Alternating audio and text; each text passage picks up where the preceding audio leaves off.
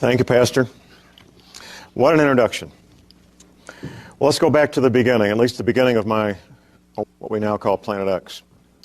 Spring of 2002, I had two individuals, a couple of friends of mine approach me. My friend Tom, who's a pilot and an aircraft mechanic. My friend Ron, who's a veteran of the peacetime army in Germany during the 1960s. Both these men are independent researchers, and they started telling me about Planet X and this book titled Blindsided by Mark Hazelwood. Mark did something that most authors won't do. He put evidence in the book that conflicts with his own value system. Most New Age authors, for example, won't have anything to do with the Bible, and most Bible scholars won't have anything to do with New Age information. But Mark Hazelwood included both, including historical evidence, archaeological evidence, fossilized evidence, geological, astronomical, biblical, psychic evidence, and last but not least, a lady who claims to talk to aliens. Now, that was a bit too much for me. However, I read the book, and I know documentation when I see it. I know evidence when I see it. Now, for a homicide detective, evidence is something you can put a blue evidence label on, mark it, and hand it to the court clerk as evidence. And much of what he had in the book is good evidence, well documented, that you can go back and find the original source material. So despite the lady who claimed to talk to aliens, who, by the way, gave her a date of the closest passage, that date being June of 2003, I continued my research, and I went deeper and deeper into the topic of Planet X. You heard in the introduction, I've been looking at Planet X-related matters since 1980. I began an independent research project in 1980, not knowing until 1992, 93, actually, what it was really all about. Going back to 1979, I found myself single, free weekends, looking for a hobby.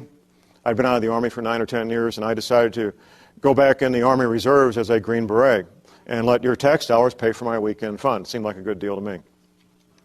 We spent a lot of our weekends in Special Forces training at a place called the Welding Springs Training Area, just west of St. Louis in St. Charles County.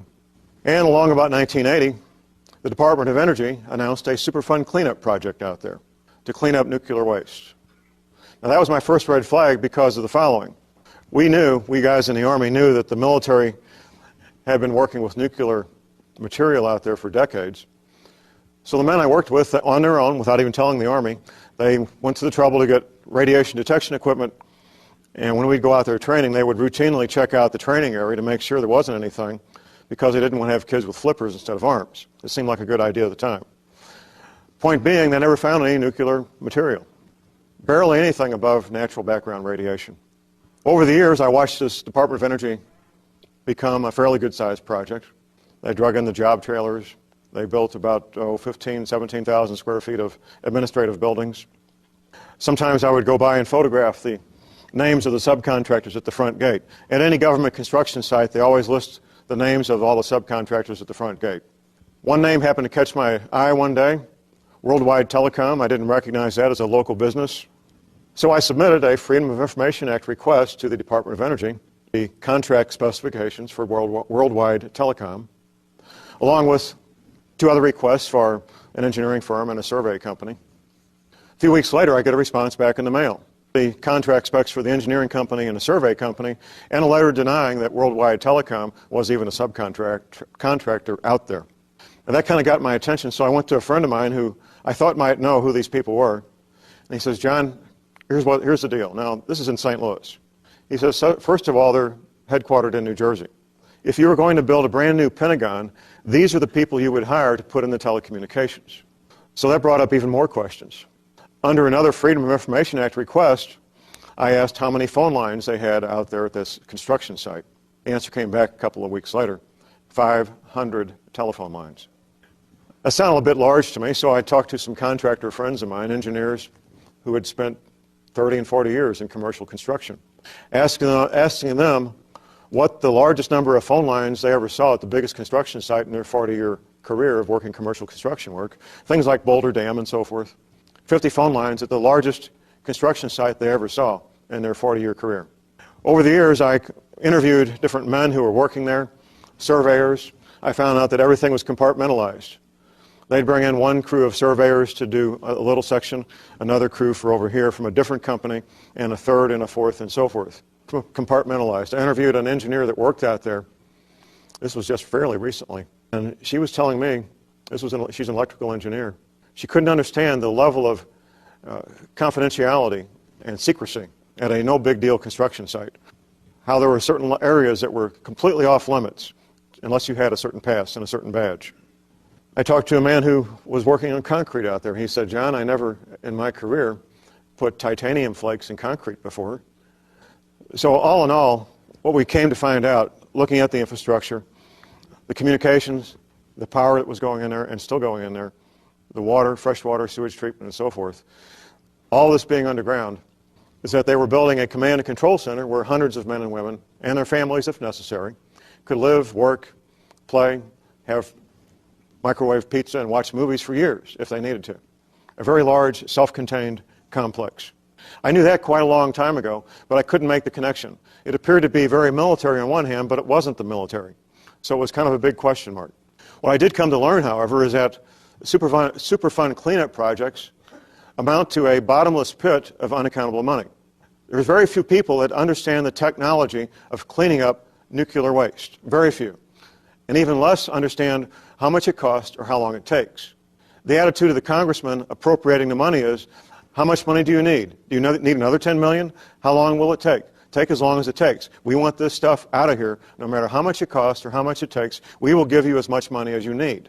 That's the attitude of the public and Congress when it comes to cleaning up nuclear waste. And that's what they did out there, was spend millions and millions of dollars. We have any veterans of the U.S. Navy in here? Well, the military in general is a subculture of our American culture. And of course, the Navy is a subculture. However, there's another subculture, and that's the U.S. Navy Submarine Corps. Now, every man who's ever set foot in a submarine as a crew member, whether he's the lowest ranking, least experienced, newest guy on the ship, has the IQ to be an officer. It's a very select group of men. That's not done in very many units. Special Forces happens to be another one. I happen to know two men who served with the United States Submarine Corps. One of them since 1979. I was having lunch with him last summer. I was telling him about Planet X, and he's telling me about the Ross Ice Shelf, ROSS, the Ross Ice Shelf in the Antarctic. And he's telling me about a physics class, a classified physics class taught by a Navy officer over 20 years ago. The Navy officer is now an admiral. What the U.S. Navy was telling the Submarine Corps more than 20 years ago is what will happen when the Ross Ice Shelf and the rest of the ice at the Antarctic melts, that the ocean levels will rise 14 to 32 feet. And it won't be like a bathtub filling with water. There'll be violent storms accompanying the rising ocean levels. I was telling him about Planet X, as I mentioned, and it wasn't until the next day that I realized we were both talking about the same thing. That he was talking about an effect, and I was talking about a cause. There has to be a trigger to cause this ice to melt. And I believe now we know what that trigger is. More recently, I recalled a map that a patient of my wife had showed me, going back 14 years or so. My wife, a chiropractor, has a lot of patients.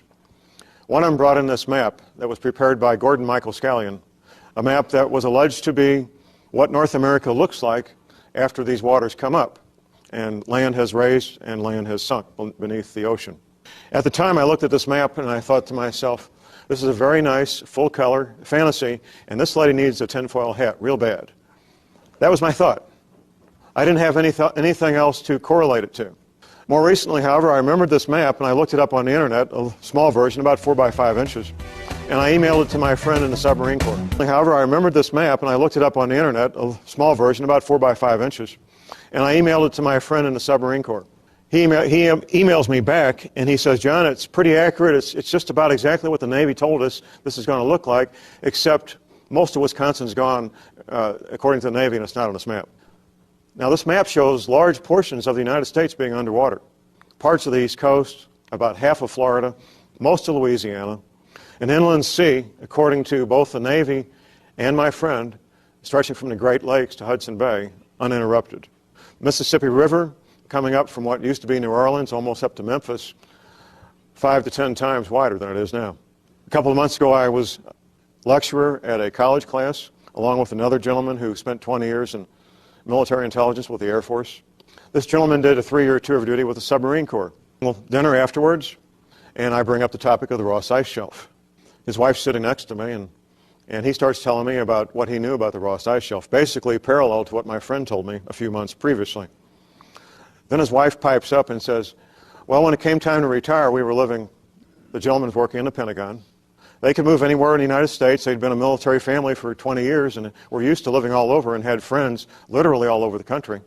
When it came time to pick their retirement home, they specifically picked the Missouri, Arkansas Ozarks because of the altitude and because of what the U.S. Navy told them about rising waters.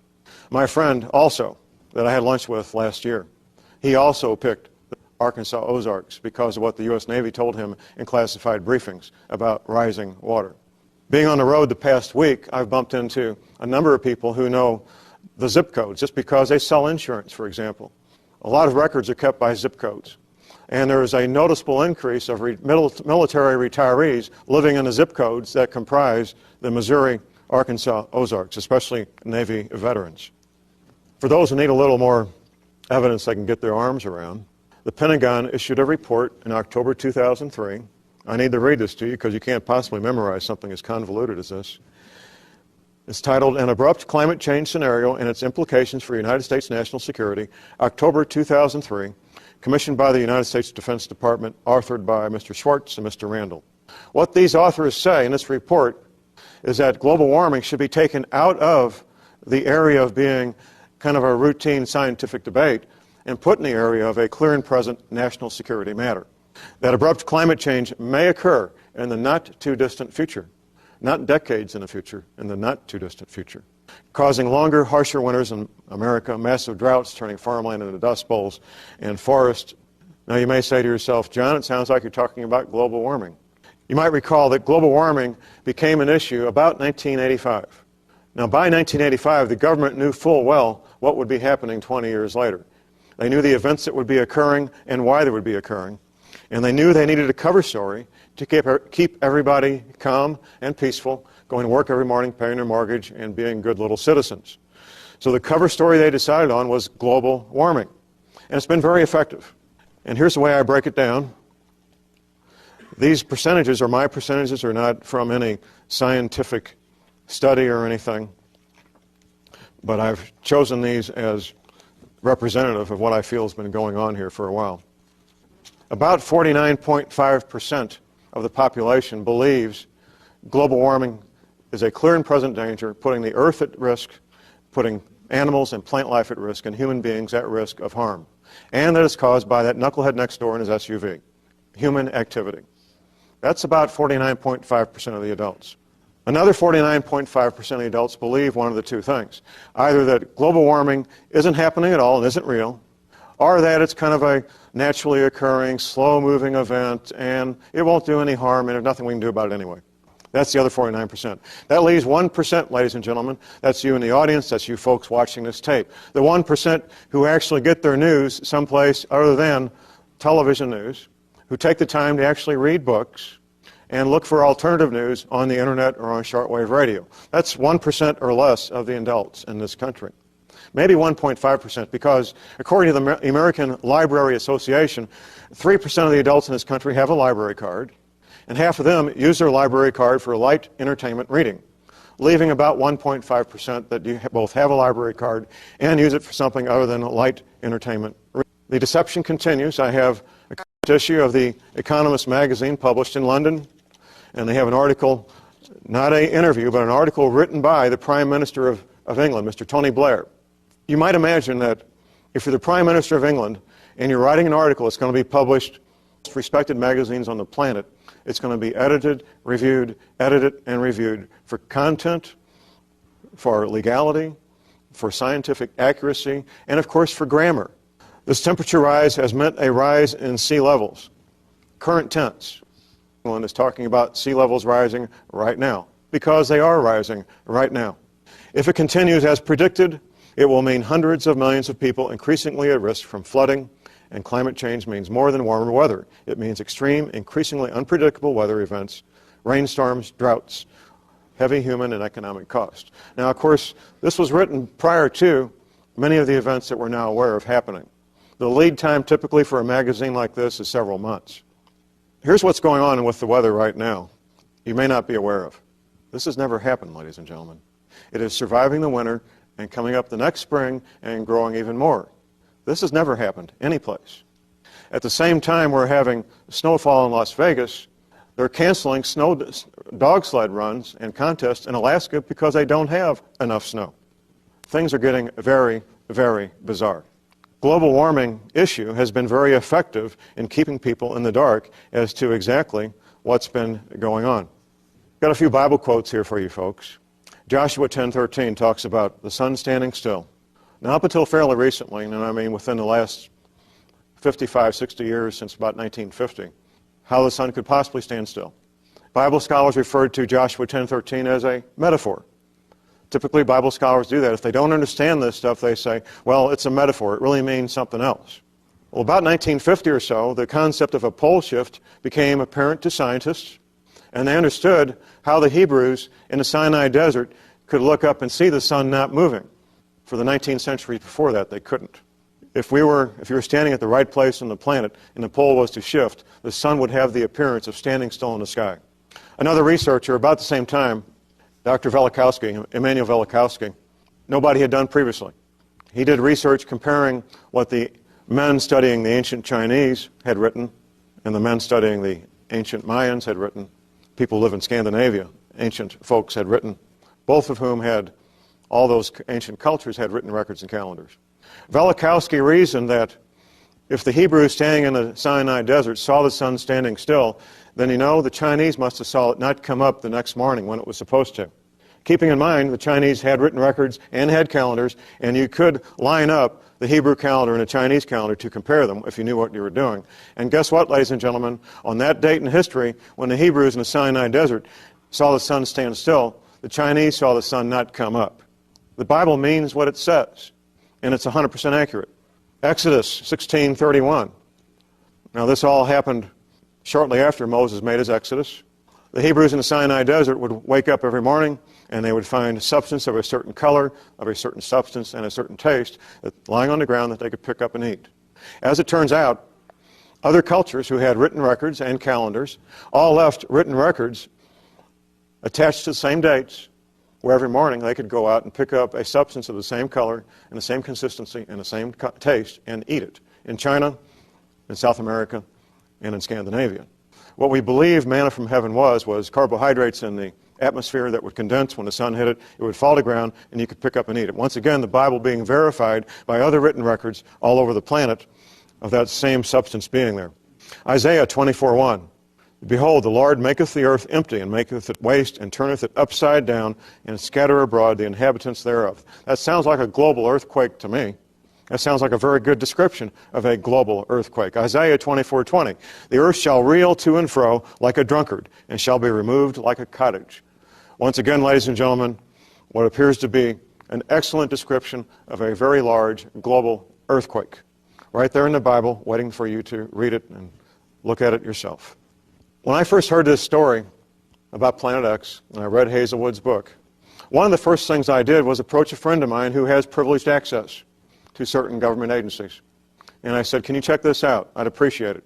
He said, I never heard of it, but I'll check it out. He got back with me a couple of weeks later, and he says, John, it's a real thing. They've been watching this thing for more than 20 years. It's out there. They got the Hubble watching it. They got all this instrumentation keeping track of it.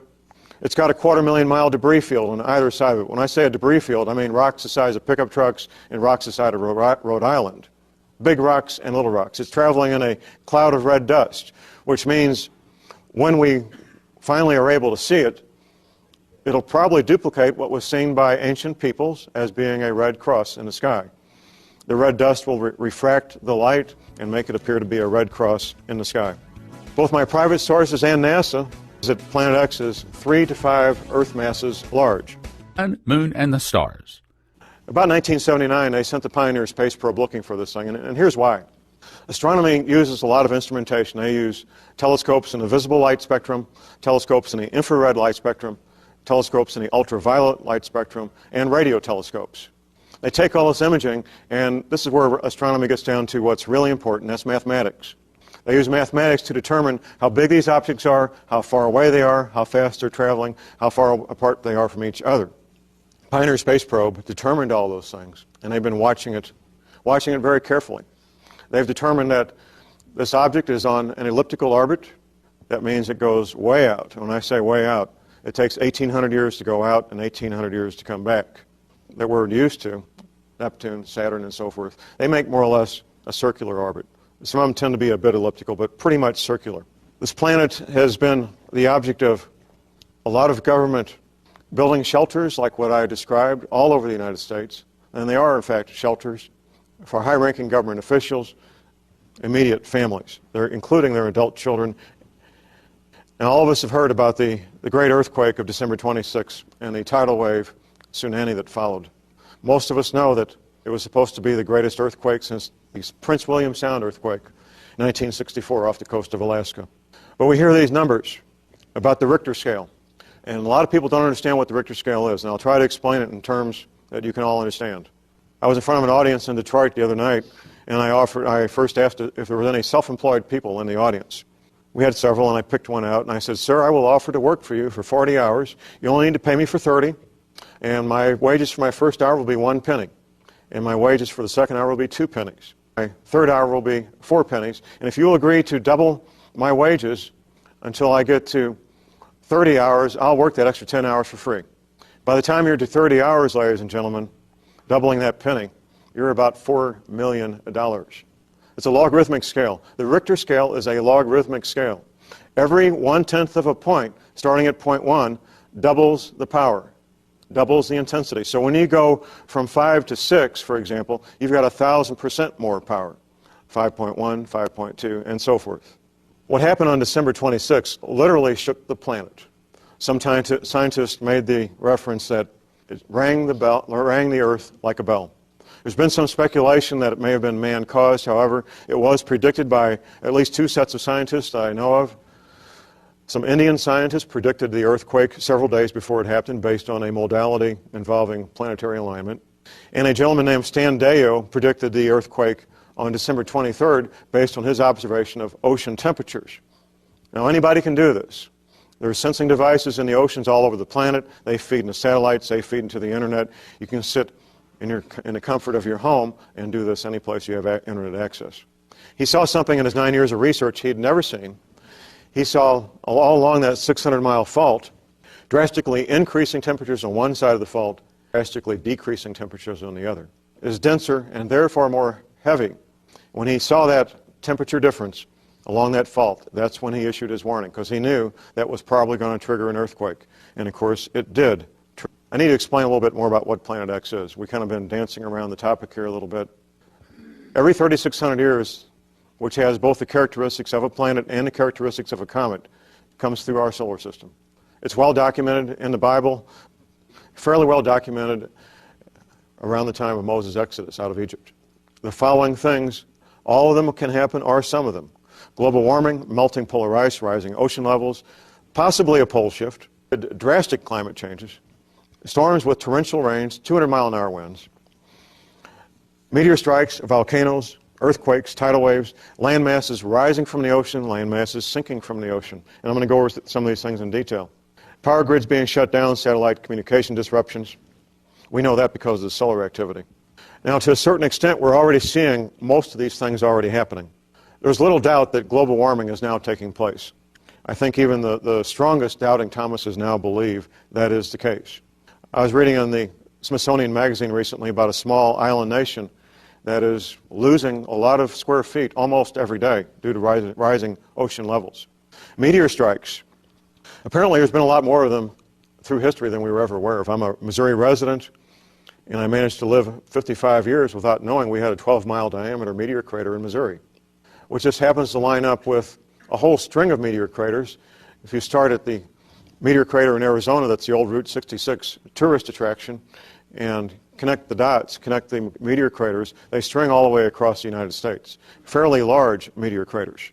There's always several dozen volcanoes going off on this planet at any given time. That's pretty much the way things have always been. It appears, though, that we have more volcanoes at the same time with more severity now than we've ever had at the same time.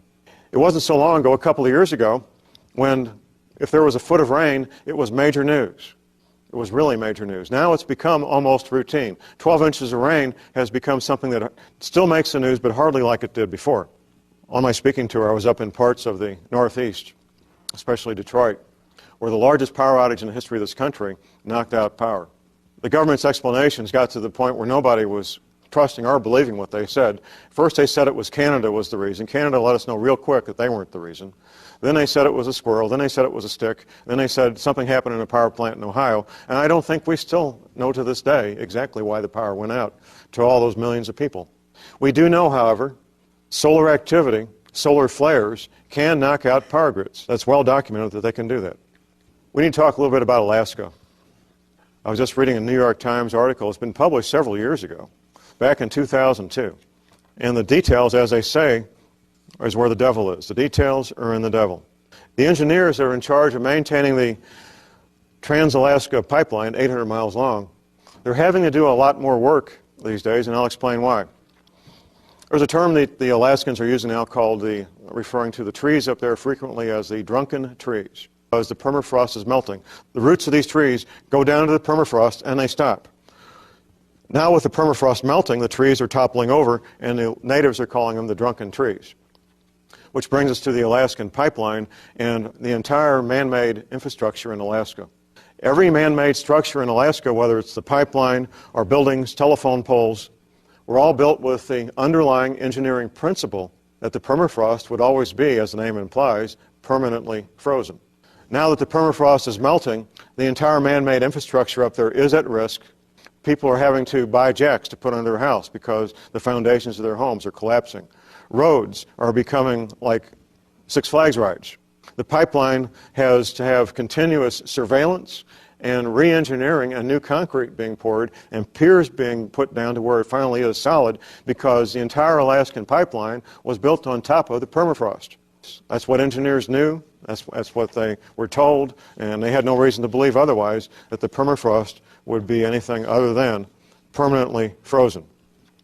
Rising ocean levels. So what's the big deal, John? Here's the big deal. 80% of the people on this planet live within 100 miles of an ocean. The closer you get to the water, the denser the population. Some areas you can go for miles and miles and miles from the water and still not be very many feet above sea level. Pastor mentioned in his introduction, parts of Florida are 55 feet above sea level. Most of Florida isn't. The part above sea level, 55 feet, is not very much of Florida. What's at risk when the ocean levels rise is the infrastructure that has the port facilities for ocean-going ships, the ships that move the bulk loads of corn and wheat and soybeans, the ships that move the bulk petroleum products and the coal and the lumber and the iron ore, all the things that modern society needs to function. The port facilities are at risk of being damaged or destroyed. The infrastructure that supports all these people, the potable water facilities, making fresh water, telecommunications, the power grid, natural gas, the roads, all that infrastructure is at risk of being damaged or destroyed if and when the ocean levels rise. I mentioned the Ross Ice Shelf a few minutes ago. There used to be a couple of other ice shelves out there. Larsen A, that's L-A-R-S-E-N, A as in Alpha, L-A-R-S-E-N-B as in Bravo. I know a lot of people watching this tape have seen the Hollywood movie, The Day After Tomorrow. The opening scene in The Day After Tomorrow, they've got an American flag at this Antarctic research center. I had to watch the movie the second time before I saw this. There's a subtitle superimposed on the flag, and I didn't catch it because it was only flashed for about 8 seconds. It said Larsen B Ice Shelf, superimposed on the American flag. The opening scene is the Larsen B Ice Shelf breaking away from the Antarctic continent and drifting off into the ocean. That really did happen, ladies and gentlemen. That's real science. And up until a few days ago, when an even larger iceberg broke off, the largest ice shelf ever to break away. It, of course, was attached to the Ross Ice Shelf. The Ross Ice Shelf is about 265,000 square miles. That's about the size of Texas. It rises above the ocean 600 to 3,000 feet. The Antarctic continent, ladies and gentlemen, has approximately 70% of all the fresh water on planet Earth locked up in ice. Thousands of feet thick. And it is melting, and it's melting from underneath. Ladies and gentlemen, I already explained what the is, and that's to build shelters to take care of their own people. These shelters have been built all over the country. However, there's more to that you don't know. Apparently, the United States Navy has built undersea cities. My friend told me about this last August while we were having lunch. And then while I was having dinner with this other veteran of the submarine corps, this intelligence officer, I brought up the topic, and I'm talking to my friend, the college professor sitting next to him, about these undersea bases, undersea cities where hundreds of men and women can live and work and be comfortable. Well, the former intelligence officer is just kind of eating his pasta and keeping quiet, and finally he looks up and he says, you know, let's move on to a different topic, however, and that would be now when I first heard about this, I didn't make the connection. And when I found out about this second piece of information, everything else fell into place. There's something called the Vatican Observatory Research Group, and they operate something called the Vatican Advanced Technology Telescope. Now that's a mouthful. Located at Mount Graham International Observatory in southeastern Arizona. I spent most of my life thinking the Catholic Church was involved in saving souls, running Mother Teresa, helping the people over there in India, that kind of thing. It never occurred to me that the Vatican would be so interested in astronomy that they would go to the time and the expense of building and manning a professional. It's sort of like the Marine Corps selling used cars. I mean, it just doesn't fit. It's not part of their mission statement. But we need to remember, ladies and gentlemen, that the Vatican is a foreign government. They have their own postage stamps. They have their own bank. They have a defined territory that's their country. And without a doubt, the Vatican has an intelligence service, and they have vaults full of documents going back for nearly 20 centuries, at least 17 centuries, full of documents from all over the planet that they've acquired. Back in 1999, an engineer friend of mine, radio frequency engineer, was retained by the Sisters of St. Agnes in St. Louis. Now, this is a Catholic order, and for several $1,000s a month, you will be well cared for. It's a very nice place. My friend, the RF engineer, radio frequency engineer, this is the kind of guy that you could hire to come in and set up a 50,000-watt commercial radio station. He really knows his stuff. The contract with the Sisters of St. Agnes was to two-way radio communications at this facility in St. Louis to talk to the Vatican in Rome halfway around the planet. Now, we're not talking, ladies and gentlemen, about 10-4 Good Buddy CB equipment here. We're talking professional-grade military communications equipment that is for serious people that want to do serious communications. Now, of course, you would have to have the exact, or they couldn't talk back and forth. At the same time, he found out that Sisters of St. Agnes purchased real estate in the Missouri Ozarks, built a building out there with food. Point being, ladies and gentlemen, the Vatican Church, like any large organization, will attempt to take care of their own people to the best of their ability. That's just the way big organizations work. It doesn't matter whether it's the U.S. government, IBM, or the Vatican. All large organizations want to care for their people to the best of their ability. And to my satisfaction, that is the Vatican's. At the time we thought, keep in mind this was 1999, we thought this was Y2K related. Nothing else made sense. But now, putting two and two together, we're getting four. You put the Vatican, all this equipment for communications, and spending the money to set up a professional observatory in Arizona. And of course, what do you have? You have preparations for Planet X. Nothing else. In passing, I've mentioned a pole shift several times. A pole shift is when the North Pole, from someplace, we don't know for sure how many pole shifts there's been, possibly as many as 150. A typical pole shift is about 20 degrees, which may not sound like a whole lot, seeing as how 180 degrees would be a complete flip-flop. What does 20 degrees mean? Well, if you're at the equator, 20 degrees doesn't mean a whole lot. You're not going to notice a big difference if you're at the equator. If you're in Maine and you get a 20-degree pole shift, you could get the climate of Atlanta, Georgia. So the farther north you get, the more drastic a small change can make. Going back to the film, The Day After Tomorrow, there was some science in there, as well as the Hollywood special effects and sensationalism and bad science. The three youngsters in that film are in a museum, and one of the displays is a stuffed mastodon. Now, most people know that mastodons have been found frozen in Siberia. That's fairly common knowledge. Here's some things you may not know, however. People in the audience who are farmers and hunters, they'll know what I'm about to say. When a mammal dies, it could be a cow or a deer, it doesn't matter. When a mammal dies, the first thing to deteriorate is the eyeball. Within hours, especially if it's warm, insects will attack that eyeball and it will start to deteriorate. And by the end of the day, the deterioration will be well underway. The mastodons found frozen in Siberia, the eyeballs were not deteriorated. The mastodons were flash frozen so quickly that the meat was still fresh enough that it was being harvested and sold for human consumption in Russian markets. It wasn't just 2 or 3 mastodons, it was hundreds of mastodons found frozen in a similar fashion. The mastodons were standing there one moment, calmly eating a subtropical plant. They're flash frozen for thousands of years. flash frozen so quickly that the meat never had time to deteriorate, even after all those years. What caused that to happen? A pole shift can happen in a matter of hours. I'm going to get into a rather dramatic explanation of what a pole shift would make happen on this planet towards the end of this presentation. But now it's time for some scientific evidence. People love individuals with credentials. We like to see guys with white lab coats and all these letters behind their name. That gives credibility. In the area of astronomy, about the highest credentials you could ever hope to have would be to become the supervising astronomer for the United States Naval Observatory.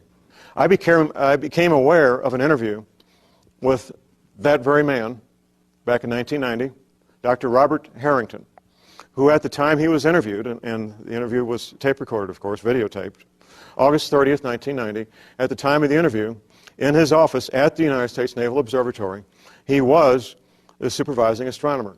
Now, there's lots of astronomers. In fact, there's children that got telescopes and look at stars. And there's high school teachers that got telescopes and look at stars. Lots of amateur astronomers that have some ability and some knowledge. Your local paramedic knows how to stop bleeding is one level of expertise. The man who teaches heart transplants at Harvard University is another level of expertise when it comes to stopping bleeding. Both men know how to stop bleeding, but drastically different credentials. When it comes to the astronomy, had the best credentials in that career that you could ever want to have. The interview was recorded and is on a DVD titled Are We Alone in the Universe?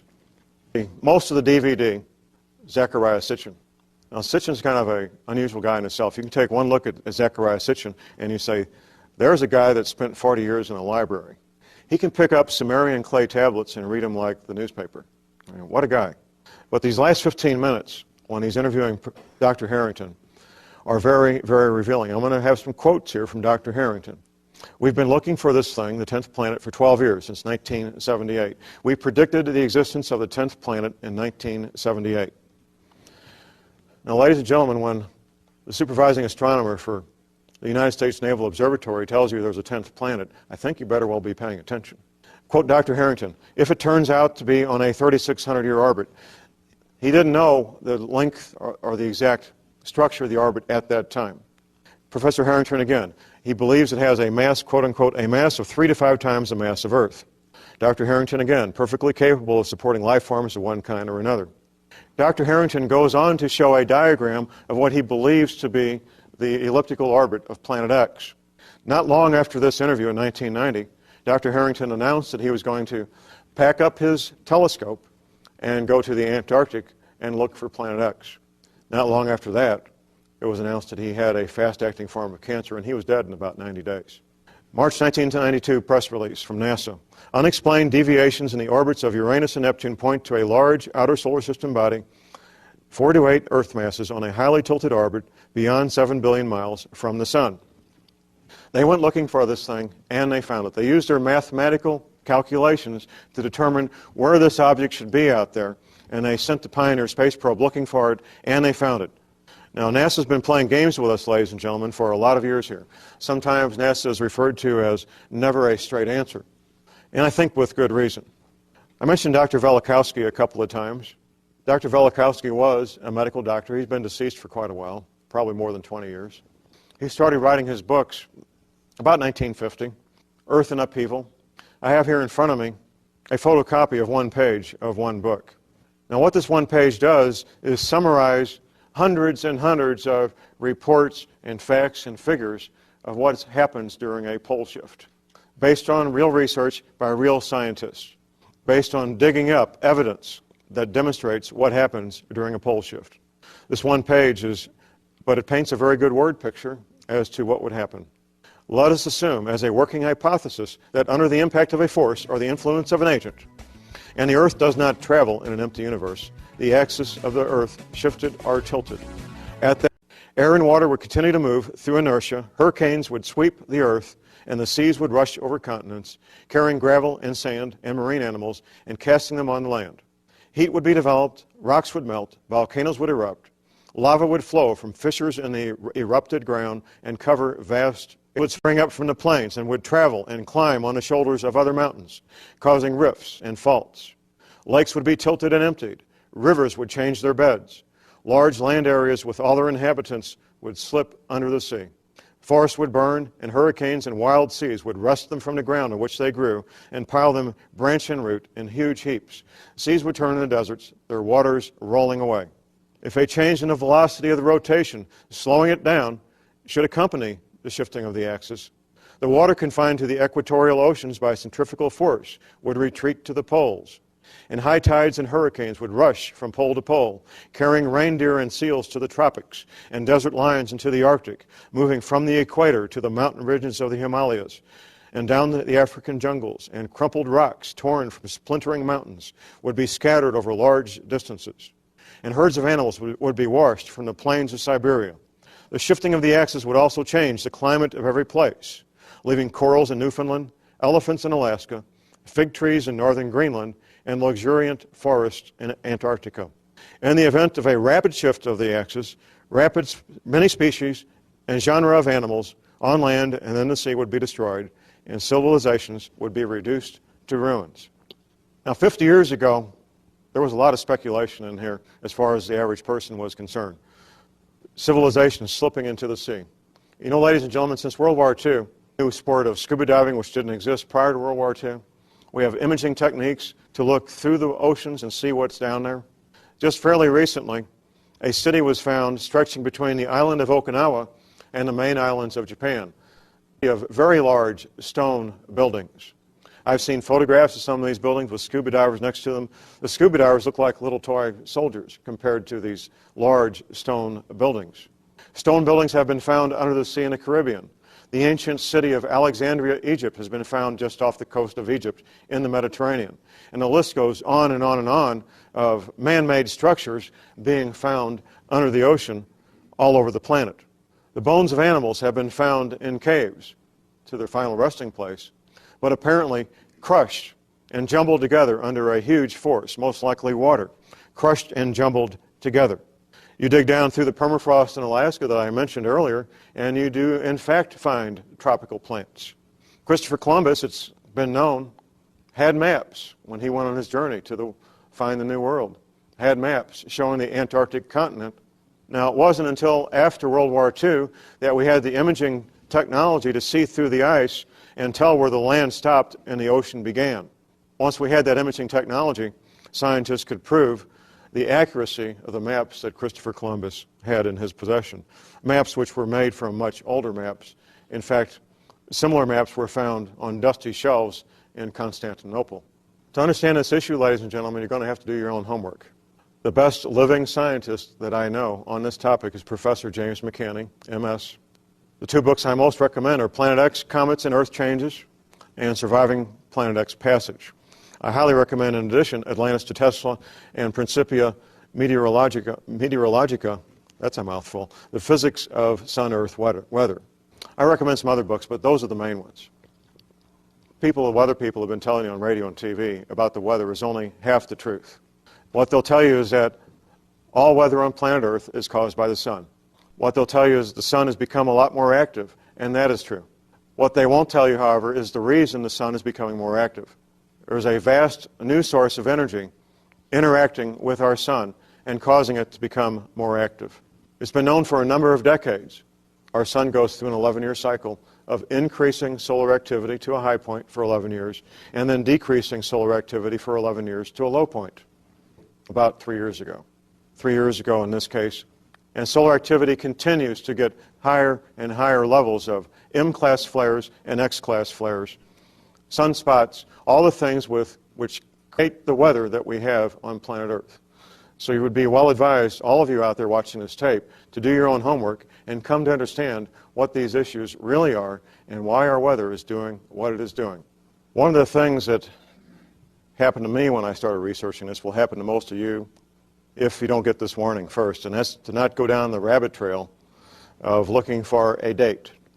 I'm pretty convinced at this point that a date doesn't matter. A particular month doesn't matter.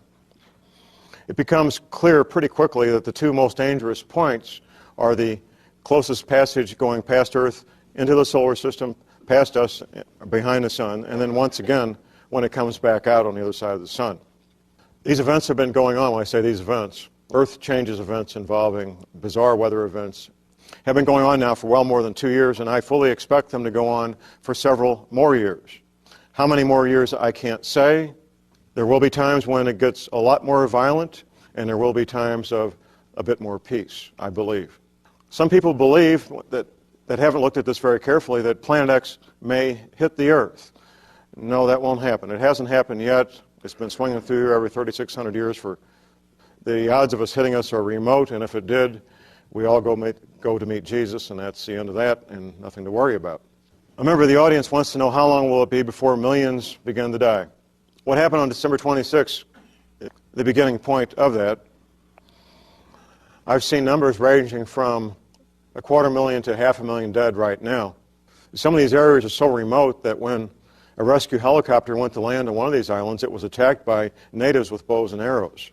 They aren't used to seeing anybody from the outside world. The countries where these people live did not know how many people lived there before, so how could they possibly know how many people were there after the tsunami or could have been killed? A member of the audience wants to know, will we ever be able to see Planet X? The answer is yes, to the best of my knowledge, we will.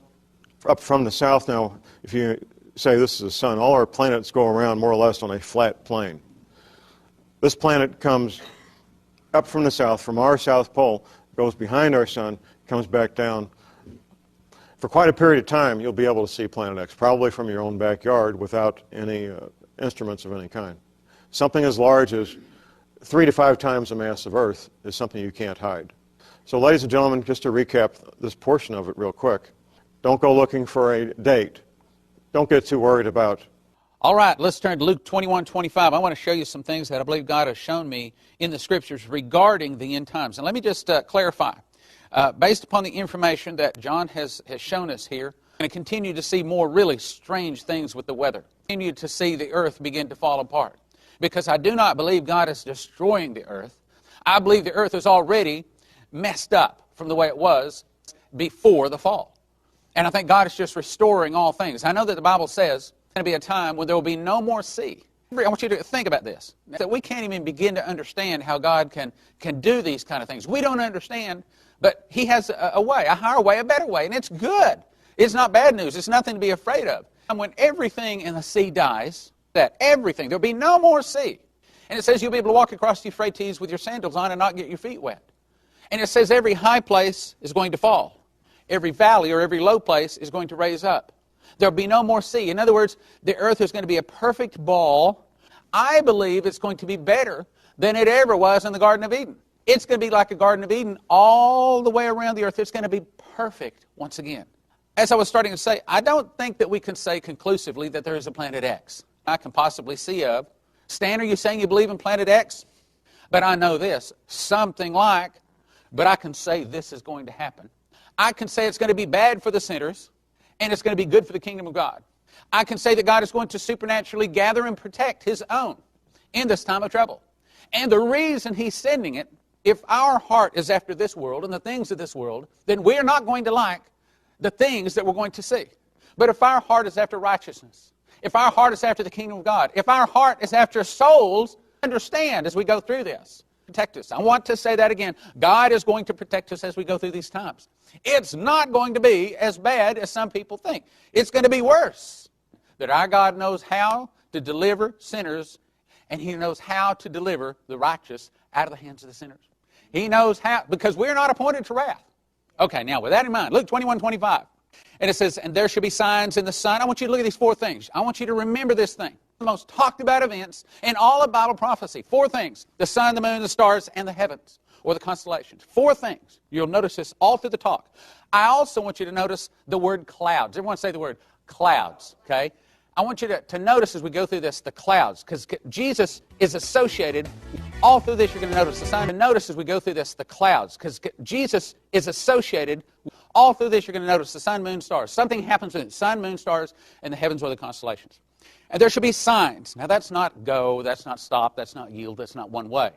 In other words, there's going to be something going on up in the heavens. What that just said was there's 3 levels.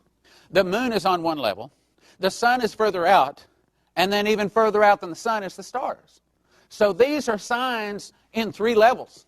How many levels of heaven are there? I saw a man about 14 years ago, whether in the body or out of the body, I cannot tell. Such a man was caught up into the, is there a level of the sun, and then yet a level further out the stars? So we are talking about something not just that's affecting the moon. We're talking about, brothers and sisters, something that's affecting the stars. So this is not something local. There should be signs in the sun and in the stars, and what is happening on the earth? Distress of nations, because everything's going topsy-turvy. This is very near the end of the 7-year tribulation. It says distress of nations with perplexity. It means there's no answer, there's no solution. The mankind that cannot change it. They cannot fix it. They can't send some spaceship out to drill a hole in it, to put a nuclear weapon so that they can blow up the thing and fix it. They can't fix it. There's perplexity. It's out of their control because God is getting the attention. The sea and the waves roaring. What did we just see this past December 26th of 2004? The sea and the waves roaring. Some 155,000 people killed all in an instant. When the tsunami came in and hit all of those, it's coming to all the godless people. Men's hearts failing them for fear. Do you think some hearts were failing them for fear? Well, we saw on TV recently, I remember one of the shots I saw, people were standing there like this in the beach. And they were watching this big tsunami come in. They were thinking, well, what in the world is it that is? There was one guy that said, well, there was a little bitty wave, and then there was another little bitty wave. And he said, then it went back out. I got my camera. I went down there. I was going to take some pictures.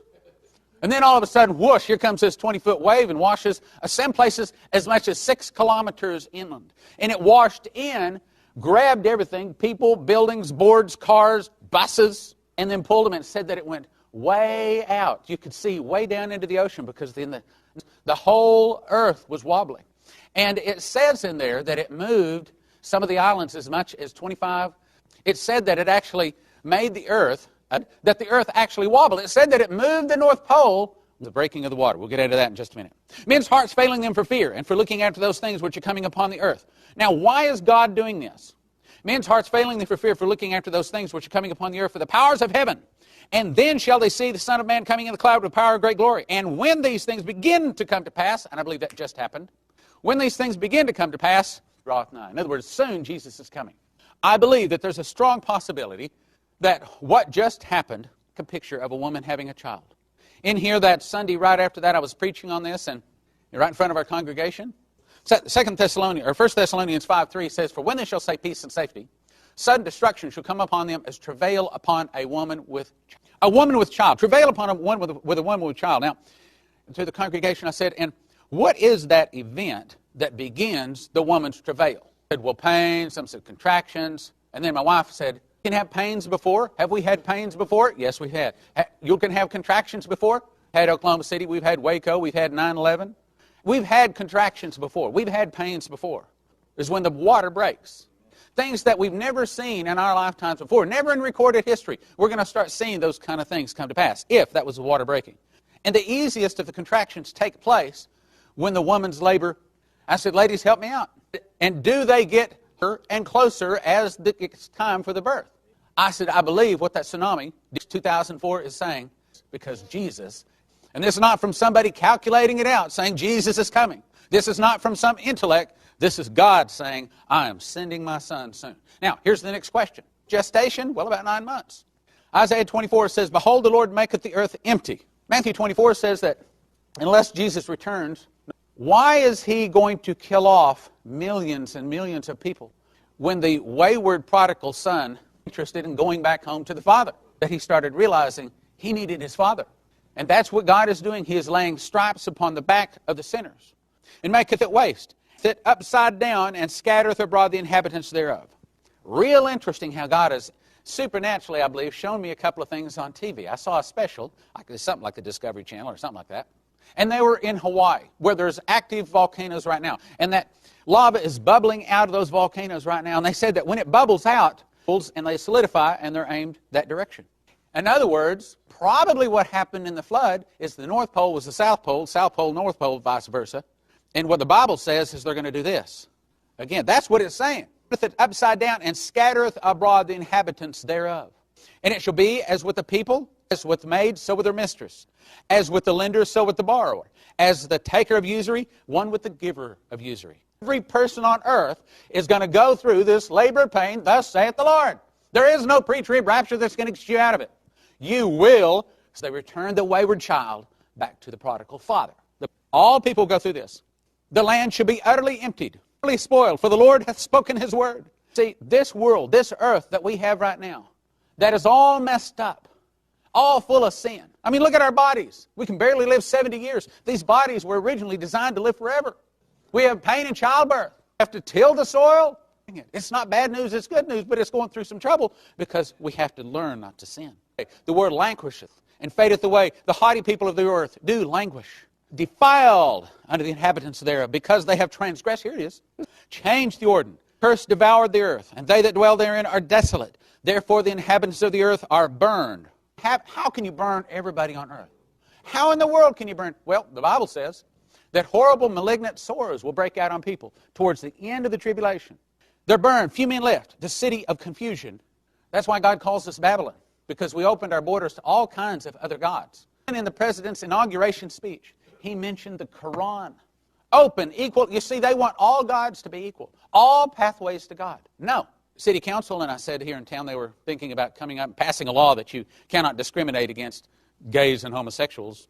And I went down among many of the other, matter of fact, there's 125 people signed up, and I was number 62. I said several things, but one of the things I said was, you know, you can go to Saudi Arabia, and I said, I can tell you churches are almost non-existent. There's probably less than in the whole nation. So I only knew of one, and I believe that's one of the most populated cities of the entire world, in Tokyo. I would say this, and this is what I said to him. I said, so if you want to be a Buddhist, if you want to be a Muslim, move to Saudi Arabia. If you want to be a Christian, but if you want to be a Sodomite, don't make this nation. Oh, how I wish I could have been there the day that they were writing the Declaration of Independence. Changed had I said, boys. Verse 20, Isaiah 24:10. The city of confusion, that's America. We're all confused about who is God. It's broken down. Every house is shut up. Why are they shutting up the houses? Are falling. I believe that there's all kinds of cataclysms and people are hiding. Every house is shut up that no man may come in. It shall be in the midst of the land among the people. There shall be as the shaking of an olive tree. Okay, what do? I mean, they have big machines now that go up and grab these trees by the trunk and shake them like that. Shaking of an olive tree. And as the gleaning of grapes, when the vintage is done, you see, God is telling us what he's doing. He's getting the fruit to fall off of the tree. And see, that's what he's doing. He's shaking the world. That he who fleeth from the noise of the fear shall fall into the pit. In other words, there's not going to be any way physically in the natural you're going to be able to protect yourself. But up out of the midst of the pit shall be taken in the snare, for the windows of heaven are open. This is going to be a time of supernatural things going on. A time when all kinds of miracles and signs and wonders take place. When he answers a prayer before we even get done saying it. We don't even get to the period at the end of the sentence before we see the prayer coming to pass. Because it is a great end-time battle of strength about who is God. Who is God? Satan? That's what it's really all about. And yes, we're going to see Satan and his man, the Antichrist, be able to call down fire out of the heaven. But see, God hadn't told you what he's doing. He's going to show his might. And it's, behold, I shall cause them to know my might, and they shall know that my name is... The foundations of the earth do shake. Isaiah 24:19. The earth is utterly broken down. The earth is clean dissolved. The earth is moved exceedingly. It is going to be a great shaking. There's not going to be anybody in town that is not going to be a part of this. The earth shall reel to and fro like a drunkard, and shall be removed like a cottage. Now that word like a cottage means it's going to be wobbling all over. I mean, we're going to see tsunamis like you can't believe. The sun going out, getting 7 times hotter and then going out. Everybody is going to be a part.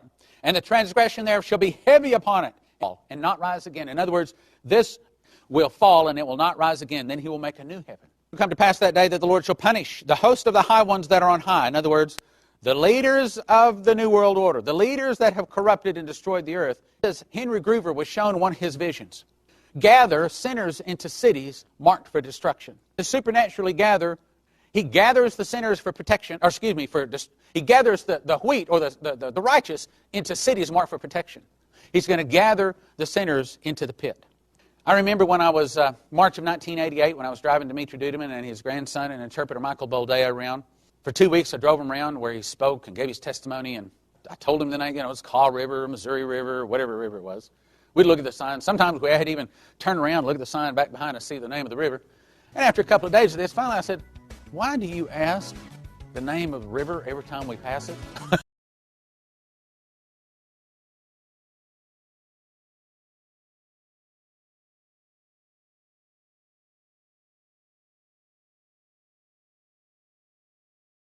Thank you, Pastor.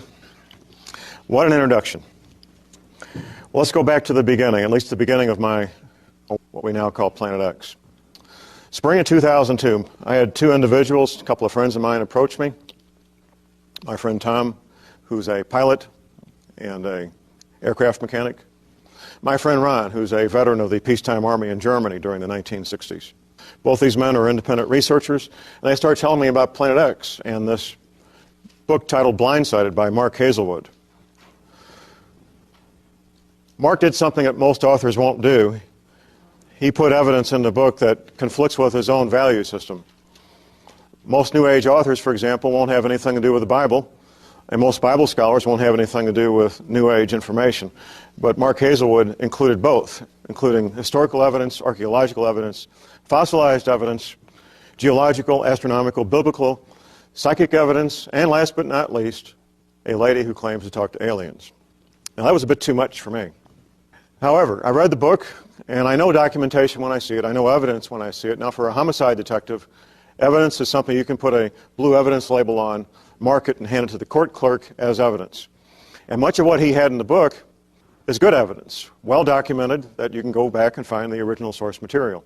So despite the lady who claimed to talk to aliens, who, by the way, gave her a date of the closest passage, that date being June of 2003, I continued my research, and I went deeper and deeper into the topic of Planet X.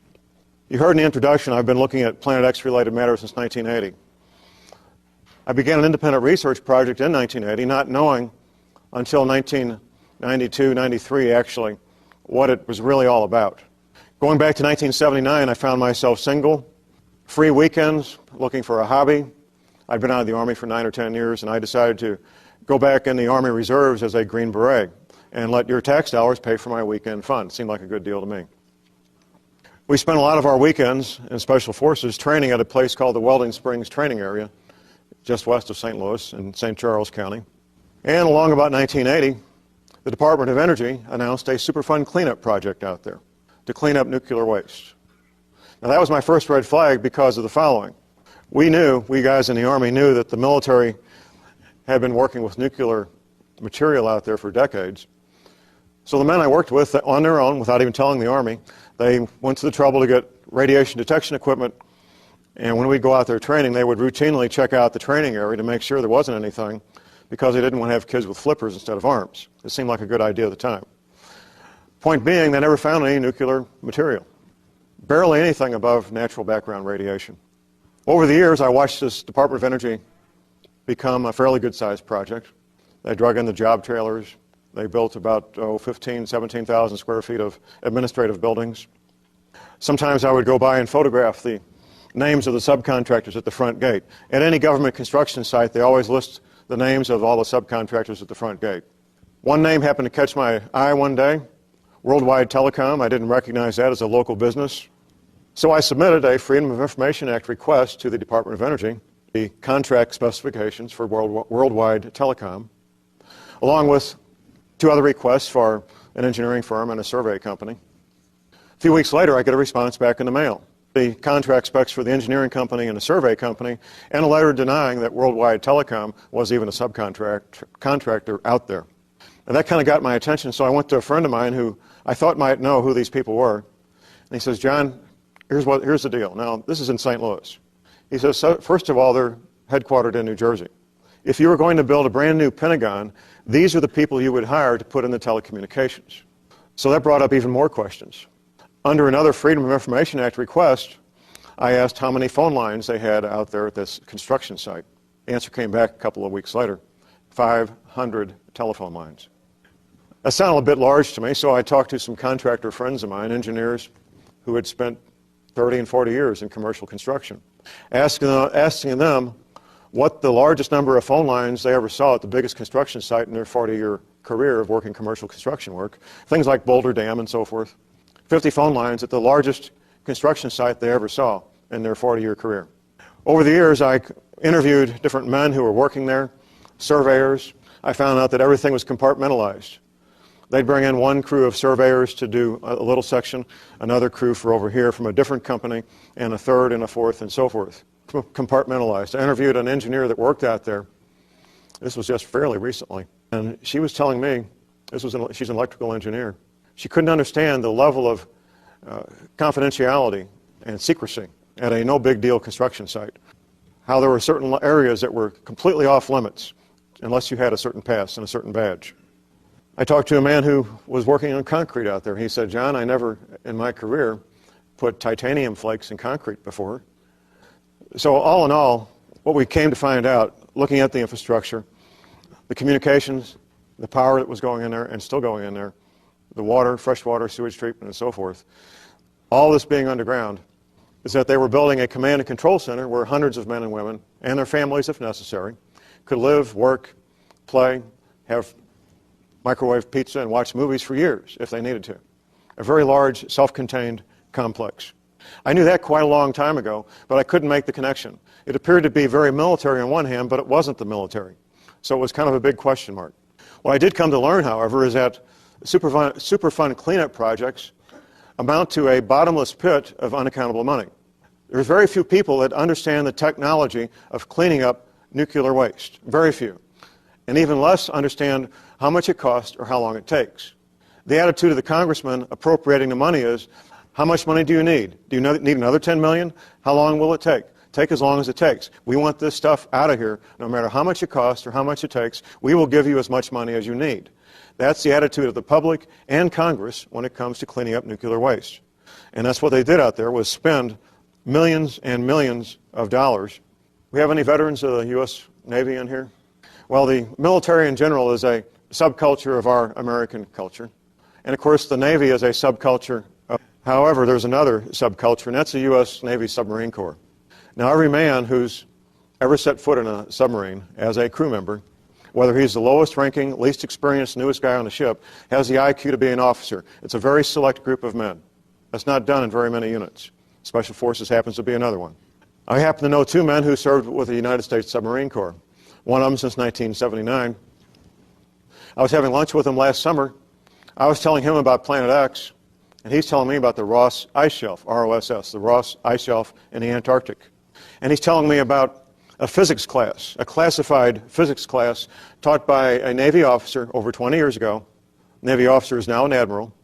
What the U.S. Navy was telling the Submarine Corps more than 20 years ago is what will happen when the Ross Ice Shelf and the rest of the ice at the Antarctic melts. That the ocean levels will rise 14 to 32 feet. And it won't be like a bathtub filling with water. There'll be violent storms accompanying the rising ocean levels. I was telling him about Planet X, as I mentioned, and it wasn't until the next day that I realized we were both talking about the same thing. That he was talking about an effect, and I was talking about a cause. There has to be a trigger to cause this ice to melt. And I believe now we know what that trigger is. More recently, I recalled a map that a patient of my wife had showed me, going back 14 years or so. My wife, a chiropractor, has a lot of patients. One of them brought in this map that was prepared by Gordon Michael Scallion, a map that was alleged to be what North America looks like after these waters come up and land has raised and land has sunk beneath the ocean. At the time, I looked at this map and I thought to myself, this is a very nice, full-color fantasy, and this lady needs a tinfoil hat real bad. That was my thought. I didn't have anything else to correlate it to. More recently, however, I remembered this map and I looked it up on